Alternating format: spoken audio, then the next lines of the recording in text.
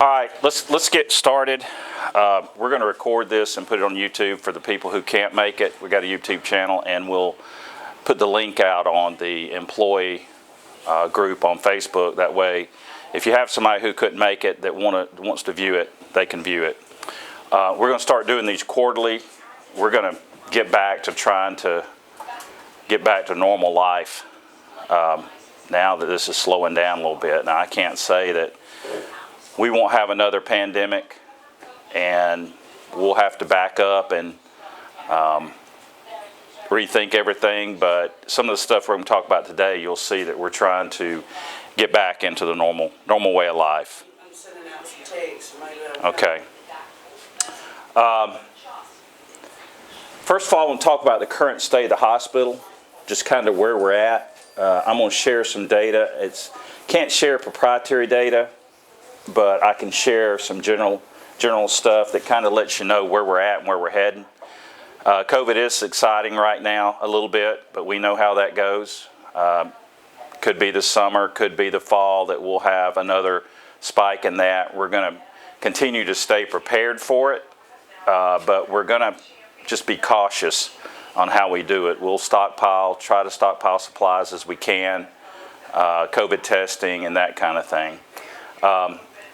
We still have some grant money coming in from the federal government, but that's diminishing. So we're going to be back to where we were at with our revenue stream and managing our costs and expenses pretty soon, like we were pre-COVID. They'll be a lot different than they were pre-COVID. Some things are going to land a little bit differently, how we did things before we did COVID, and I'll talk about a few of that in a little bit.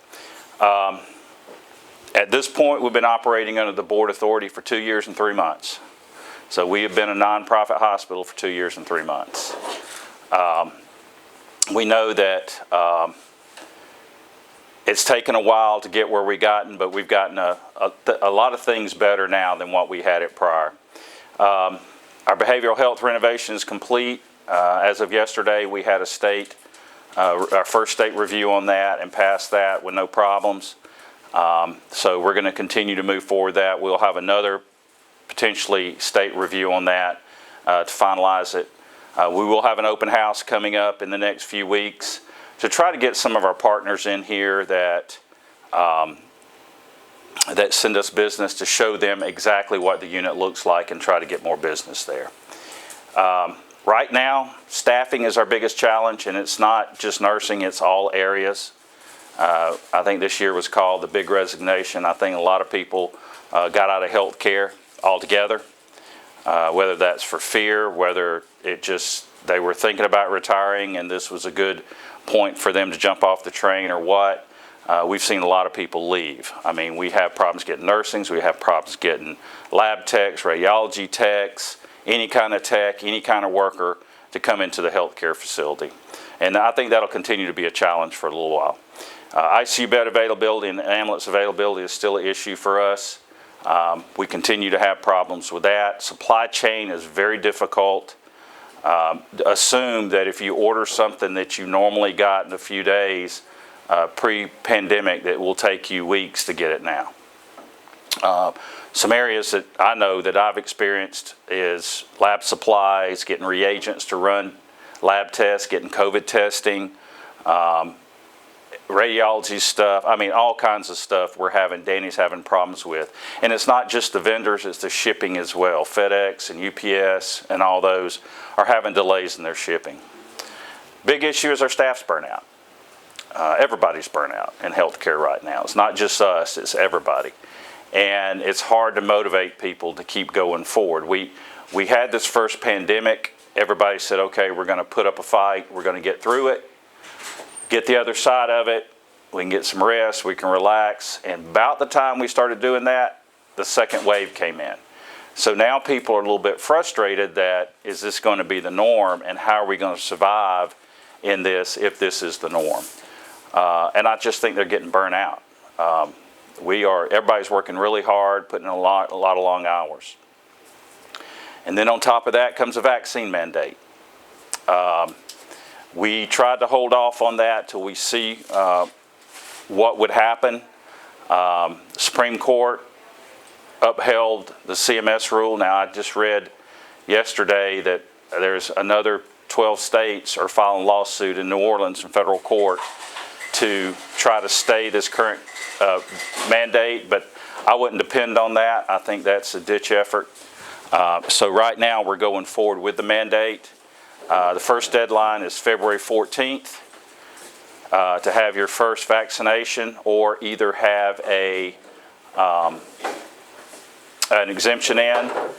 The second one is March 15th to have your final vaccination or have your exemption in. Exemption forms are readily available. You can come to administration, employee health, wherever you want to, and get an exemption form if you hadn't signed an exemption. At this point, if you haven't done it by March 15th, we're not able to put you on the payroll, keep you on the payroll. And that's unfortunate. And I can tell you the board they voted for this mandate, but they did it under duress. And it wasn't a 100% vote. We did have one dissenting vote on it. But I don't think we have any other choice. Basically, my message to them was, you got the mandate. Either we have to vote to go with the mandate and I start getting that in order, or we vote against it and I start getting an order to close the hospital. Because when we lose Medicare and Medicaid funding, which we would eventually, Blue Cross follows. All the commercial payers don't pay people who are not Medicare or Medicaid certified. So you lose all your funding.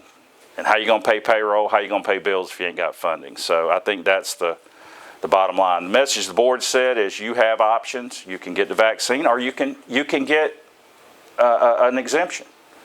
Absolutely. In the state of Alabama, you check the exemption form for the physician. It's got to be specific as far as medical exemption. For religious exemption, you check the religious exemption, and you're saying you're exempted because of religious reasons, and I don't challenge that. And I don't think anybody in this hospital or in this state is qualified to challenge that. So that's an option for you. I think Sherry's done some education on that, and we'll continue to move forward with doing that. Some trends I want to show you as far as volumes.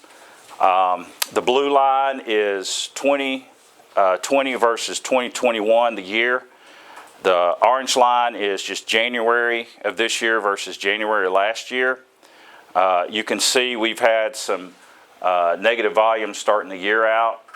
The negative volume for last year was behavioral health. We know that was because of renovation, and that is patient days on behavioral health.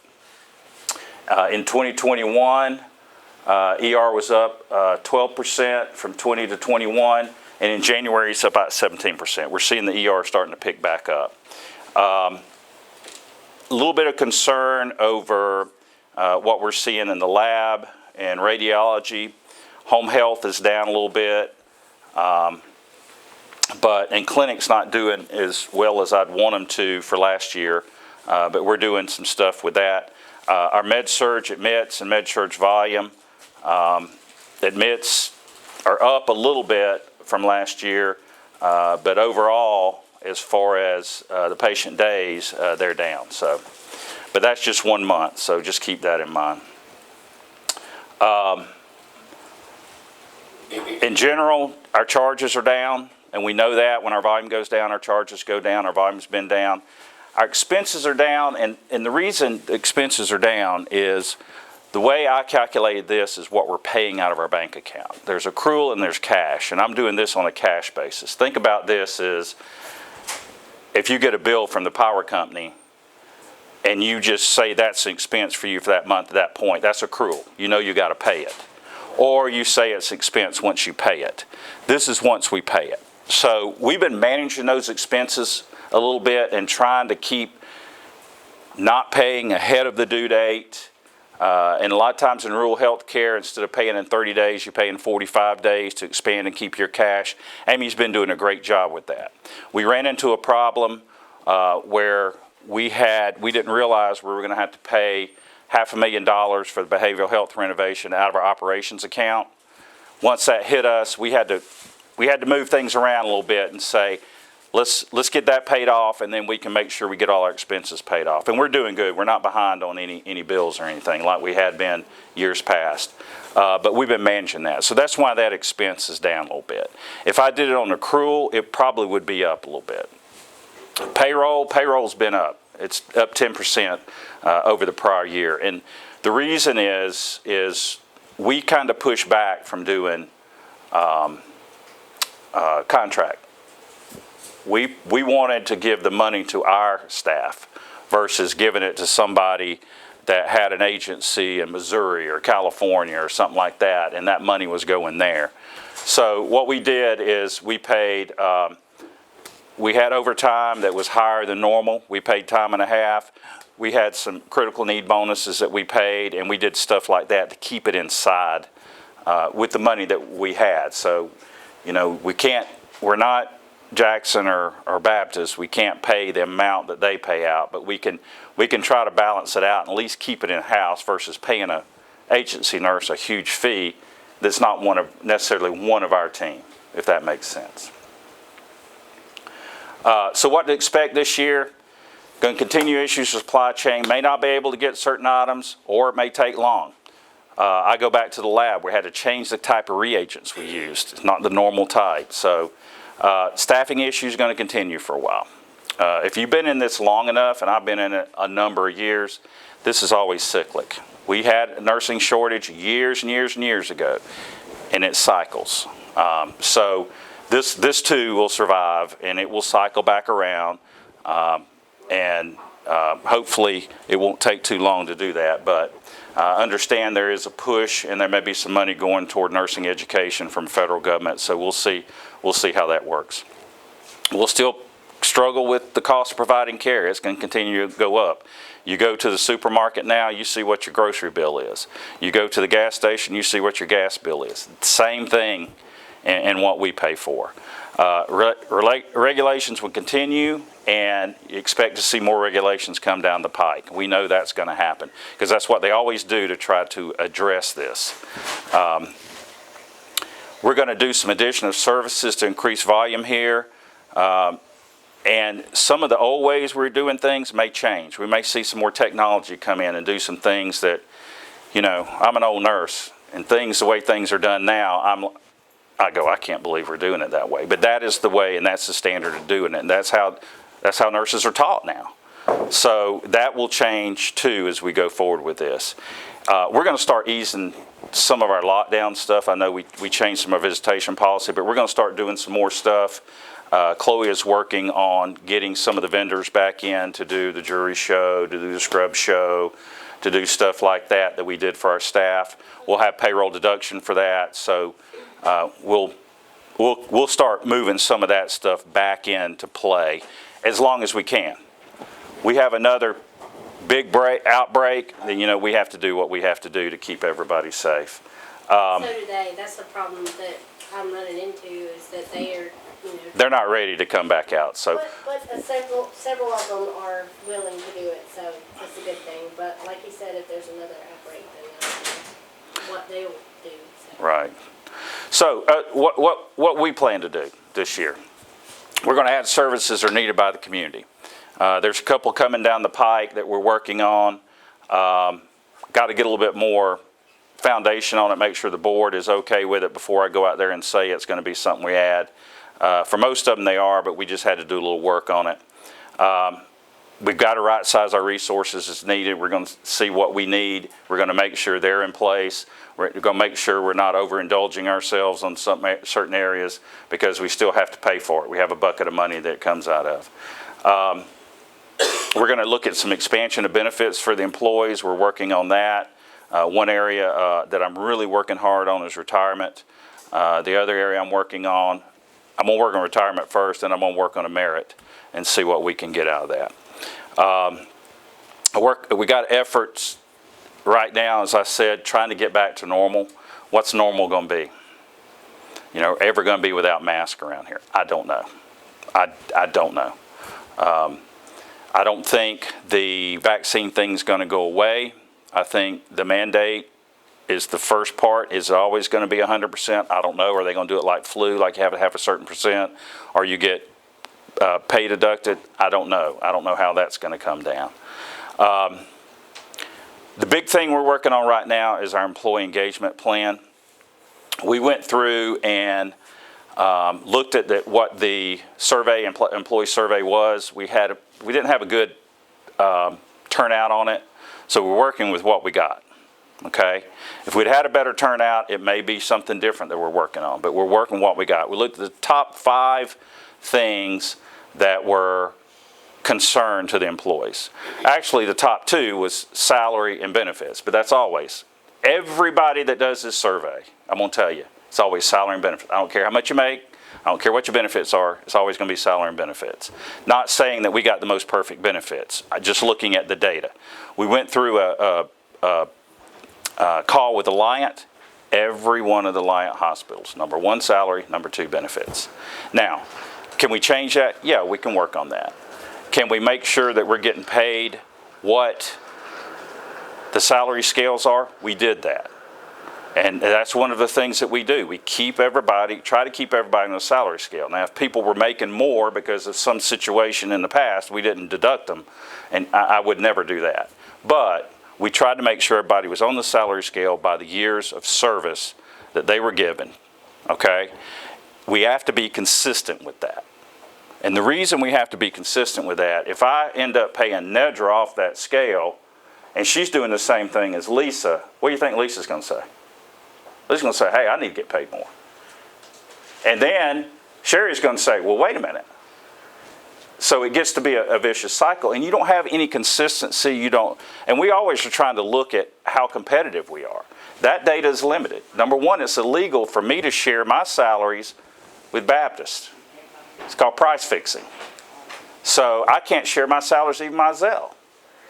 But we try to get the best out there that we can outside of all the noise. There's a lot of noise out there of Lisa saying, well, Sue works over here and she gets paid all this kind of money and everything. And then, you talk around and go, well, yeah, but that's a little bit different situation. Or Sue's got 10 years more experience than somebody else does. So, I mean, there's a lot that goes into that. And we try to look at that. And I may look and see if I can get a company that specializes in this to look at it. Because I want to be competitive.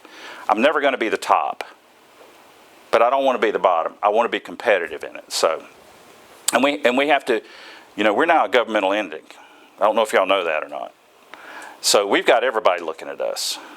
We can't change something without justification because these auditors eat us alive if we do. So we've got to be able to justify what we're doing based on the standard. So just understand that. Going down what we can change.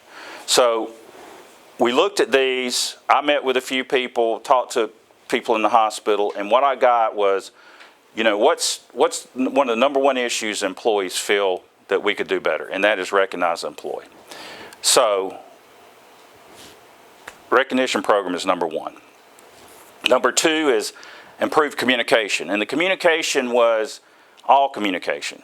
It was communication between this department to this department, communication from managers to employees, communication from administration to employees. It was everything.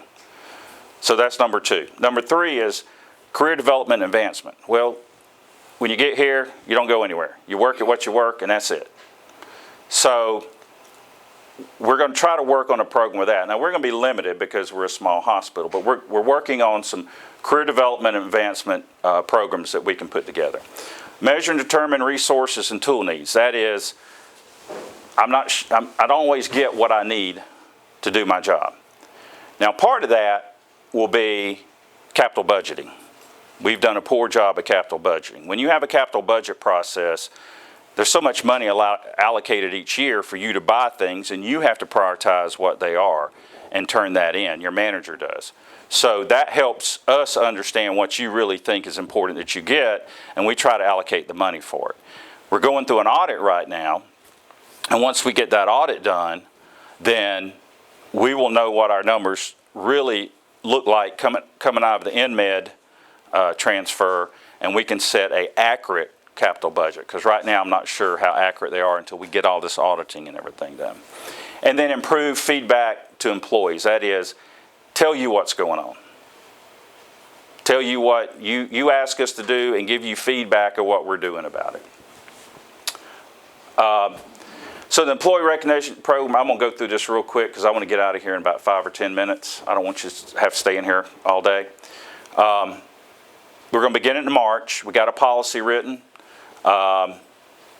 It's really kind of goes off the old policy, but we deviated a little bit.